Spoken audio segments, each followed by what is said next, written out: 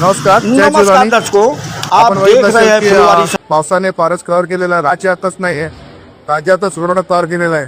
आपला वसई तालुक्याच्या इकडे तिकडे संपूर्ण बघितलं असेल की जलमय झालेला आहे आणि लोकांना पूर्ण नाराज समस्या आवाजांना जेवणाची पाण्याची किंवा इतर बाकी सेवा जुदानी मंडळ ट्रस्टच्या माध्यमातून आम्ही नेहमीच तत्परतेने अशी कामं करत असतो।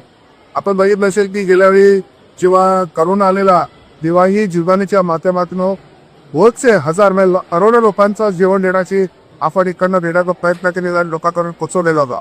आताही आपण नगरपालिकेने आपल्याकडे मागणी केलेली, नगरपालिका म्हणा किंवा आमदार राजन नाईक म्हणा किंवा इतर संस्था किंवा इतर लोक ज्याच्या माध्यमातून ज्यांना पाहिजे आहे त्यांनी आम्हाला संपर्क केलेला आहे आणि अशा प्रकारे आमच्याकडे तुम्ही बाधी बघत असाल की आमची कशी तयारी चालू आहे।